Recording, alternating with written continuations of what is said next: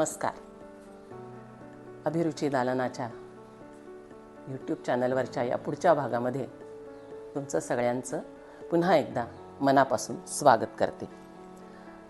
सृजनशील आत्म्याचा उच्चार, भावनांचा उत्कट आणि उत्स्फूर्त आविष्कार, निशब्दाला शब्दात आणण्याचं साधन, भावनांमध्ये भिजलेला शब्द, भावनांचा खळखळता प्रवाह म्हणजे काव्य, असं अनेक मान्यवरांनी, अनेक व्यासंगी व्यक्तींनी काव्याची व्याख्या करताना म्हटलेलं आहे. हे आपल्या सगळ्यांना माहीत आहे.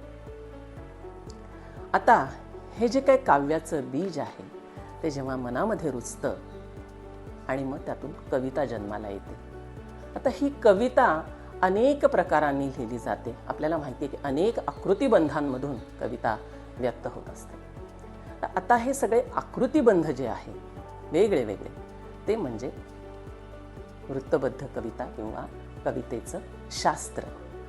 तर तेच आपण हळूहळू समजून घेतो आहोत आणि त्यानुसार एक एक कविता आपण बघतो आहोत. आपण पद्मावर्तनी लयीतल्या काही कविता बघितलेल्या आहे. पद्मावर्तनी लय म्हणजे 8 मात्रा संख्या असणाऱ्या आवर्तनाची लय ही पद्मावर्तनी लय. आज आपण मात्रावृत्तांमधलीच भृंगावर्तनी लय बघणार आहोत. भृंगावर्तनी लय म्हणजे 6 मात्रांचं आवर्तन असणारी लय. भुंग्याला 6 पाय असतात म्हणून त्या आवर्तनाला, त्या लयीच्या आवर्तनाला भृंगावर्तनी असं सोयीसाठी म्हणून नाव दिलेलं आहे. तर यातलं विनोद नावाचं एक वृत्त आहे ते आपण आज बघणार आहोत.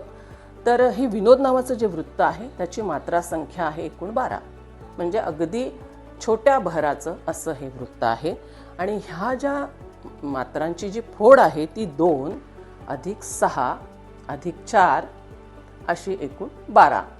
पण ह्याच्यामध्ये आणखीन एक नियम काय आहे ह्या लयीसाठीचा म्हणून, तर पहिला जो 2 मात्राचा खंड होतो त्याच्यानंतरचा जो 6 मात्रांचा खंड आहे त्याच्यामधली जी फोड आहे ती 2 + 1 + 2 + 1 म्हणजे काय की 2 मात्रा झाल्यानंतर एक लघुस्वर आवश्यक आहे, पुढच्या 2 मात्रा झाल्यानंतर पुन्हा एक लघुस्वर आवश्यक आहे, असा हा 6 मात्रांचा खंड आहे मधला, आणि नंतर 4 मात्रांचा खंड. आता हे असं सांगत असताना काहीतरी क्लिष्ट आहे, काहीतरी किचकट आहे, हे कसं समजून घ्यायचं आणि मग कसं लिहायचं असं वाटतं प्रथमदर्शनी. पण तसं काही नाही आहे. एकदा ही लय माहीत झाली. आता बघा ना, एका तळ्यात होती बदके पिले सुरेख, होते कुरूप वेडे पिल्लू तयात एक. हे अगदी आपल्या सगळ्यांना माहीत असणारं उदाहरण आहे, माहीत असणारं हे गाणं आहे. तर हे जे गाणं आहे, ही जी कविता आहे ही विनोद या वृत्तातली आहे. तर आज मी माझी एक विनोद वृत्तातली कविता वाचणार आहे. आणि ह्याच्यामध्ये एक आणखीन सांगण्यासारखी गोष्ट म्हणजे ही जी कविता आहे याच्यामध्ये यमकाचा वापर कुठेही केलेला नाही आहे. अनेक वेळा हा प्रश्न विचारला जातो की यमक हे अत्यावश्यक आहे का, किंवा यमक असलंच पाहिजे का कविता लिहिताना, वृत्तबद्ध कविता लिहिताना यमक असलंच पाहिजे का. तर असं काही नाही आहे. यमक हे सौंदर्यवृद्धीसाठी म्हणून कवितांमध्ये येतं.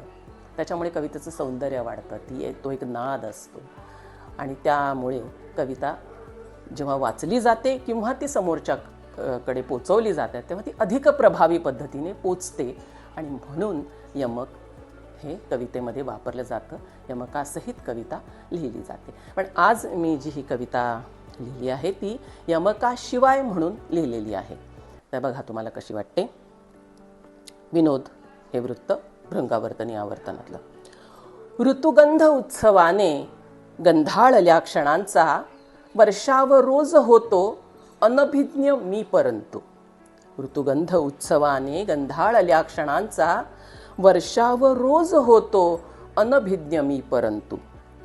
नक्षत्र सोहळ्याला डोळ्यात माळण्याचे राहून रोज जाते उल्का गळून पडते. नक्षत्र सोहळ्याला डोळ्यात माळण्याचे राहून रोज जाते उल्का गळून पडते. उथंब सागराचा लाटेतला जिव्हाळा हरवून ओंजळीना खडकात लुप्त होतो. ओथंब सागराचा लाटेतला जिव्हाळा हरवून ओंजळींना खडकात लुप्त होतो आणि घनगर्द चावल्यांची चाहूल वाजते अन. घनगर्द सावल्यांची चाहूल वाजते अन, कवटाळणे उराशी विसरून वाट जाते. घनगर्द सावल्यांची चाहूल वाजते अन, कवटाळणे उराशी विसरून वाट जाते. आणि या कवितेतलं शेवटचं कडवं आहे.